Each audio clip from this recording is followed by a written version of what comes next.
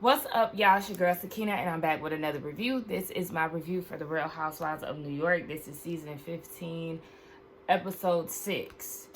I had to take a day off yesterday from my 9 to 5 and also YouTube because typically I do review the show the day after it airs.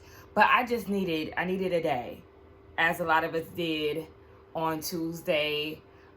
With the whole election, y'all, when I tell y'all that I was so stressed out, I was so stressed out Tuesday night. When the numbers started to come in, oh my gosh, I was in this bed struggling, y'all. Like, I really was. My heart was beating so fast at one point. I'm like, am I having a panic attack? Like, what is going on? Total restless night.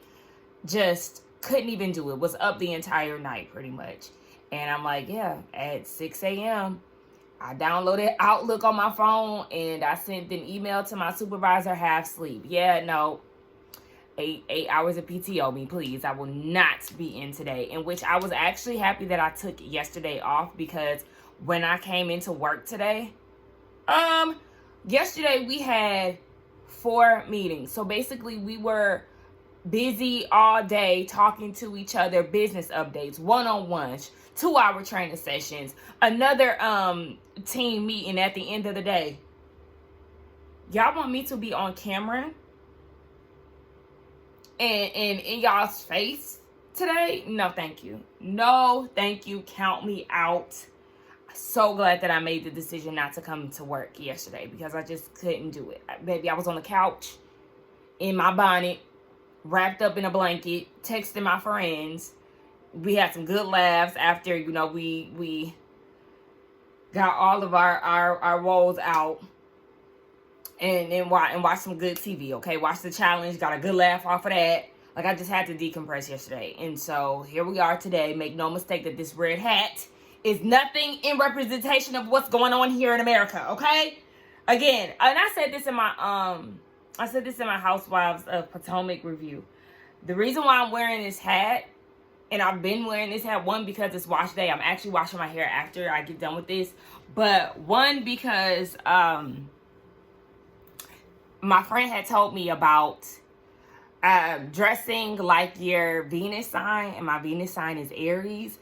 And so that's color red, black, leathers, animal print, specifically cheetah, and it's supposed to boost your confidence. And so I said, okay, I'm gonna try my hand at that. And so I bought this hat, and which is annoying because now I start to see a lot of people wearing it, and I'm like, ugh, okay.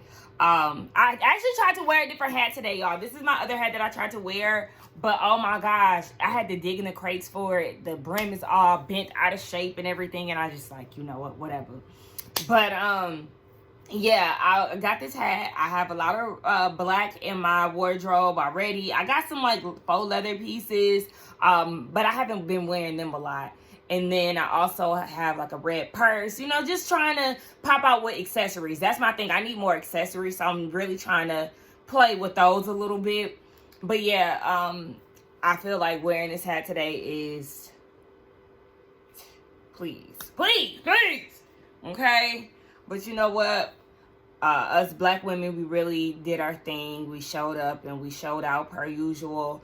But I think we're all in agreement that, baby, these next 4 years, get somebody else to do it. Literally, we're good. We are good. We are good. Shout out to Kamala. She really did her thing. But yeah, we just gonna have to take this shit day by day, y'all. But y'all didn't come here for that, okay? So let's go ahead and get into this review, because I gotta go wash my hair after this. And anywho, it opens up with Erin and her husband Abe. They're gearing up for this event that they're doing for their Moscow. I have always thought that was a form of tequila, but it's not, clearly. I don't even drink tequila anymore, so I don't keep up with, all of that. But yeah, she said that they went to Mexico and they got introduced to it there. So she was like, we need this in the U.S. I'm like, I doubt that you was the founding father of that, but, bringing it to the U.S., but whatever. Their brand is very successful. They have a deal with some arena. I forgot what it was. MetLife Stadium. They sell exclusively. They only have their mezcal. Is it mezcal? I feel like I'm pronouncing it a little funny, but they only sell their alcohol there exclusively, which is great. And so they're gearing up to have this event. And we learned that Jenna has been talking to Aaron every day. She's been, texting her and all of that stuff. Okay, Aaron, and did y'all catch that shade that she tried to throw towards Jessel? She was like, yeah, our event's going to have way more people than her event. Okay, and if she wanted it to be intimate, that's fine. The venue looked intimate, so it's fitting. I'd rather have an intimate setting with an intimate venue than to have an intimate group of people in a big-ass venue. You know what I'm saying? Like, I don't know. It just kind of felt like unnecessary shade, but whatever. Speaking of Jessel, we moving on. She getting her nails painted with her mama, and she wants to have a baby. She wants to have a girl, so she tells her mama about that and how she wants to do IVF again with that. In her culture, IVF is not really the go-to. It's actually frowned upon, but she opened up to her mom about it last year. Her mom was like, okay, yeah, go for it. Like, it is what it is. But the thing is, Pavit is not on board. He keep hitting her with we'll see, but it just sounds like he don't want kids. He don't want additional kids. Like, it just is what it is. So she wants to introduce him to therapy. Her mom ain't really feeling therapy. She said that her parents don't like the idea of therapy, but then they'll go and see an astrologist. So to get their communication on track, Jessel wants to propose them going to therapy together, in which they should, because there is some type of disconnect between the two of them. So Sai, Raquel, and Uba, they get together. They actually went down to Planta. Planta is a vegan restaurant. They start talking about Jenna and her engagement. It was on the blogs, and they were like, well, I don't know why she's keeping it such a secret. They don't really know. Keep in mind, Raquel is really close with Jenna, and she was like, well, she's probably taking the same approach that I did. And she said that her and her ex-husband, they broke up in October of 2020, and they were pretty much a power couple from what it sounds like in the art world. Their work was intertwined with their marriage, and so they were a package deal.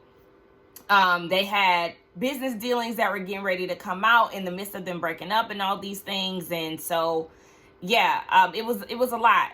She said that she was also, pretty much his mule in a lot of his work because he was an artist. So they were very, very intertwined professionally. And when they broke it off, she got with her fiance. I think her fiance's name is Mel. She got with her about a year later, and a lot of people started to feel like they were messing with each other while Raquel was married. And she said she just didn't want to bring her fiance into all of that because, a lot of people in the art world, they're in it for the money. So it sounds like a lot of people took her husband's side or her ex-husband's side when it came down to it. And so she just wanted to separate the two, not bring Mel into a lot of that drama and things like that. So she held off with announcing her engagement, which is fair. It's understandable. Nobody wants the drama, all that drama being sworn around like a happy time. It's just like, yeah, let's keep this on the tuck. Let's not do too much with this because they want to be in their love bubble. Word to Teresa. But yeah, I did enjoy hearing that. Getting to know Raquel a lot more. Do I feel like she's housewife material? I don't know. I'm not going to say material. It's just more so because I do feel like she is. She's, successful. She's beautiful. She's engaged. She got shit going on for herself, which I love. I just feel like I wish we would see her more. Sometimes it seems like as a newbie, she is like blending into the background when I feel like she should be in the forefront. We should be getting to know her a lot more. But I did enjoy this scene. I think Raquel is very beautiful. She kind of reminds me of Alicia Keys. Bryn, I'm sorry. Give it up, girl. She on the phone with her brother, and he's checking in on her. Last time he checked, she really wasn't doing well with the girls, so he's trying to get, some type of temperature check on where they are now. And she's like, I never dealt with this, before. I've never been called a snake before. Everybody hates me. You making a big deal of being called a snake, but you call yourself carbon monoxide still does not make sense to me. Because just like I said, carbon monoxide, in which you described, which is true, you Don't smell it. You don't see it coming, yet it's deadly. A snake, especially if your grass is high, you don't see it coming. It's slithery. It has venom. It's deadly. Some of them, not all. But nonetheless, the same description. So, like, you get mad over this snake comment. Girl, you need more people, sis. Because this is not, girl, you're not a victim. Your attitude is shitty. You do speak condescendingly. And is condescendingly a word? Hold on, because that just flowed off my tongue. Condescendingly. I didn't get that. Could you try again? What's the definition of condescendingly? Condescendingly refers to the act of displaying an attitude of... You know, I love that. It was a word. Anywho, yeah. Bryn, no. He wants her to be the bigger person, and, you know, she's crying her white woman tears. Yeah, that's but definitely what she's doing, and... Girl, don't start shit then. Pavit is annoying. Pavit is annoying. Because they go out to dinner. This is new restaurant that he wanted to try. So Jessel was like, okay, well, this is the moment where I'm going to tell him about the IVF thing. Again, you know, they've already talked about this. But she wants them to have a girl. And he was like, oh, well, the decision is already made. And she was like, what is that? There's no baby. Because the final say is up to you. Like, what? Like, you're the end-all, be-all. Like, you're not even trying to compromise with her. Like, hey, let's just wait until the boys get a little older. You know what I'm saying? Like, something. And just like Jessel said, because she can't get pregnant naturally, this is like their best bet, because they already know that they're going to have a girl because the egg is already there. Like, they have the embryo. So yes, this is their best, the best option. But he doesn't want to have another kid, and it's really frustrating to her because, yeah, it just seems like there's no compromise. And so she proposes therapy, and he feels like, oh, it's going to be too much money, $300 to $500, and he wants to find somebody. I'm like, no. She proposed it to you. Allow her to find a person, because I feel like she's the one who feels like they need to have better communication. And so I feel like Pavit would try to find somebody who would be on his side. I don't know. I just kind of feel like I would not be secure with Pavit trying to find somebody. But she gave in and was like, okay, whatever, yeah, you go ahead and arrange it and stuff. But nah, girl, do you have the patience of, I don't know, fill in the blank? Because I was so frustrated. He was more concerned about the food than he was with Jessel. And you could see that she was getting frustrated. But I don't know, at some point I would have had to snap on his ass, because I feel like he wasn't taking her serious. He was not taking her serious. He was taking pictures of the food. He's talking about how he liked the noodles and everything else. Girl, yeah, y'all need therapy, because I don't know, I don't know. It seemed like his maturity level is just not all the way there. Raquel and her fiance, they go to an art show, and you know, they're looking at pieces and things, and then they start talking about their engagement party.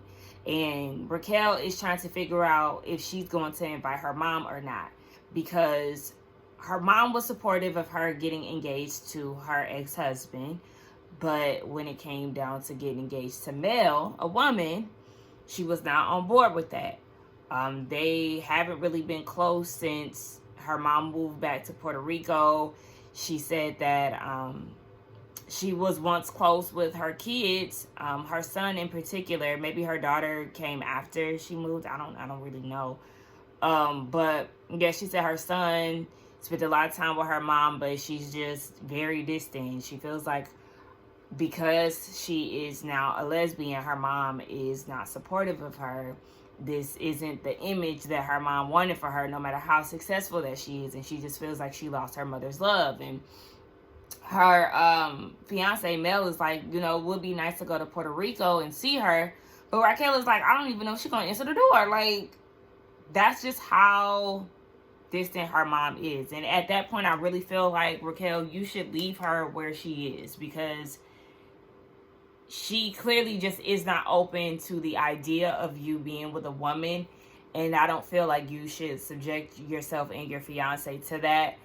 You inviting her is just going to be hurtful, I feel. I don't know. I just feel like, girl, if she acting like that now, then leave her where she at.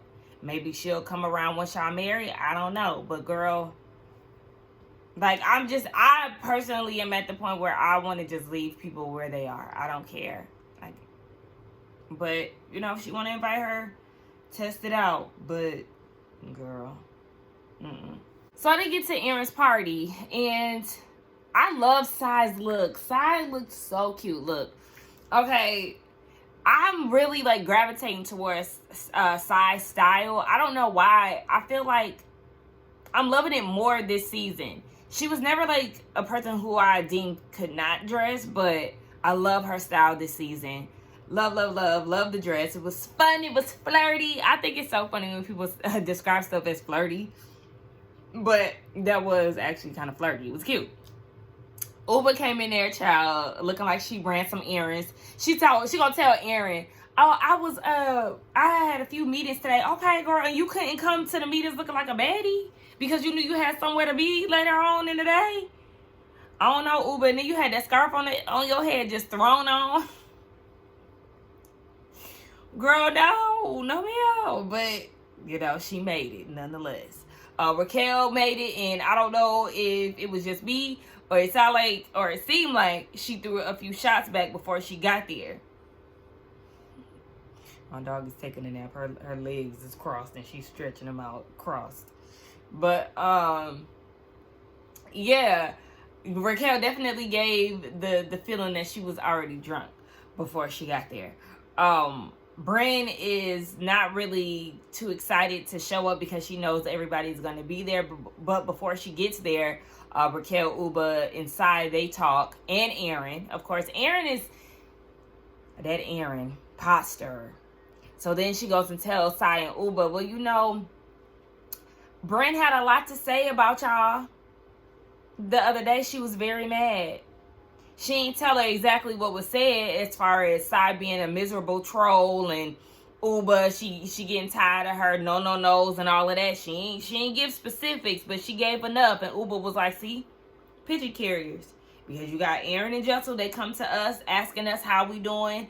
All the while they got the tea on what's going on, and then they deliver it to us. Pigeons. I mean, that is the name of the game on Housewives, so it's just like, it is what it is. But yeah, they don't really understand why Brent has an issue with them. But it's like, y'all, why y'all acting lost though? Like, the last time y'all talked to Brent, Uba, you and her was going at it, and Sai, you and her, y'all made up, but at the same time, because Uba was being your spokesperson, that took y'all back to square one, because you went back and was a pigeon and told Brent how Sai is really feeling about everything. So yeah, y'all are not on good terms, and y'all should know that. I don't know why y'all acting so shocked. But Brent gets there and she's like, look, I'm gonna keep my distance away from the table. I don't want no problems. I'm actually scared. Girl, again, you're not a victim. You're not this wounded deer. So all this, I'm acting scared. Not, girl, again, I don't believe you. So then she like, I guess she comes in at the same time. No, she peeps Aaron's dad, who recently passed away, RIP. She peeps Aaron's dad and she clings on to him, you know.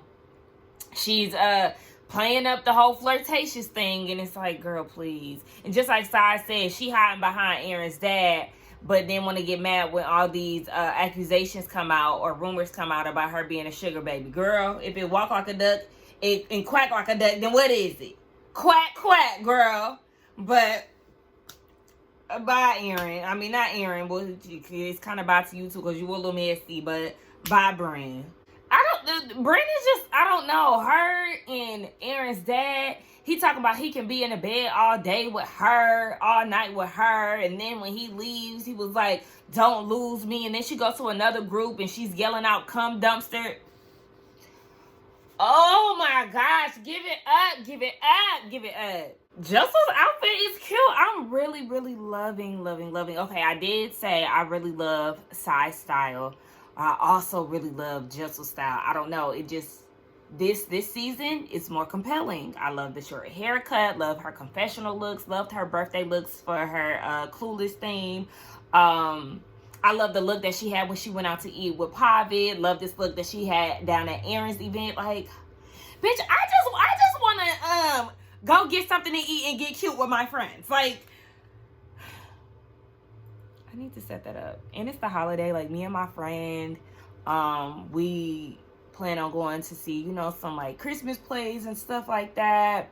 Doing some holiday events. And I've really just been like all around my friends and enjoying them, and I love them so much. Shout out to my friends. Let's get cute and go eat Housewives style. I'm about to text him that. I'm thinking about one of my friends in particular when I say that.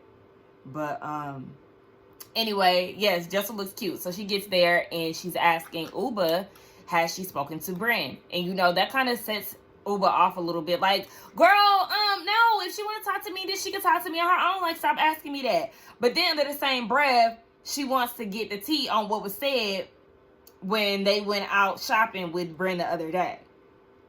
Okay, girl, so why is you getting all up in arms? Because you really want to know what was said.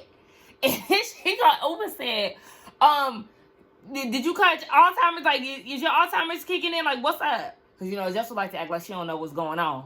And she was like, yeah, she was talking shit. Okay. And at this point, Bren is on the sidelines, and she was like, basically, she don't like being an outsider, and she don't know if sweeping it under the rug is a good idea. But yeah, so it sounded like production made her go sit down because all the girls get together in this booth. And Uba was like, okay, so who gonna start it off? Who gonna get it popping? So Uba is like, I'm hearing things from Jessel and Aaron that you got an issue with me, Bren. Like, what's up? Aaron talking about it's not that big of a deal. Aaron, please. You make big deals out of nothing too. Girl, stop. You the same one who got up in arms when Bren said something about Staten Island, and you was like, no, I'm a city person. It was a big deal because Bren was popping her shit, talking about Sai was miserable and Uba is crazy and all this stuff. Like, yeah. And so Uba like, okay, well, if it ain't a big deal, then let's drop it. Whatever. And then she goes and drinks out of, like, you know when you go to restaurants and you order mimosas and they give you, like, the little thing of mimosa and you can just, like, pour it yourself? She was drinking out of, like, the picture, essentially. And Jessel was like, girl, did you drink it out the pitcher of water? Like, it's a glass right here. She was like, no. I can do what I want, basic bitch. You're a basic bitch, so basically you drink out of a cup. Uber! All of that is not necessary. Like, this is why people look at you the way that they look at you. You are very confrontational. Like, that was not necessary. And she's basically mad because Jessel didn't come and tell her that Bren was talking about her behind her back. But you know that you and Bren have issues, so at the end of the day, it don't matter. Like, y'all know that y'all don't like each other. Y'all see each other. It is what it is. Calling Jessel a basic bitch was just unwarranted. It wasn't. Because, I mean, at that point, Jessel could have easily chewed you up. You looking more basic than me, baby, so what's next? Like, come on now, Uba, don't get on my nerves.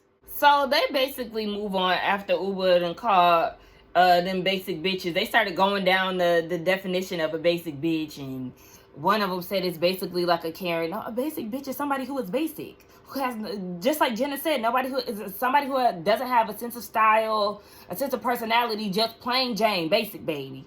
But anyway, Sai and Bren, they have this very, Sai says she don't have a problem with her. Bren says she misses her friends. Sai in her confessional says that she doesn't trust Bren, but, basically they have a good time, so they just back on their surface shit. okay, everything is swept up under the rug, and we just gonna see how long this lasts. Everybody agrees to get along, and that's the end of it. So y'all let me know what y'all thought about this episode. Let's get down in the comments and talk. Don't forget to like, comment, subscribe to my channel. And I'll see y'all for Potomac, because I don't know, this one was not really exciting me. This episode, not too much, but it is what it is. Yeah, I'll see y'all later. Bye.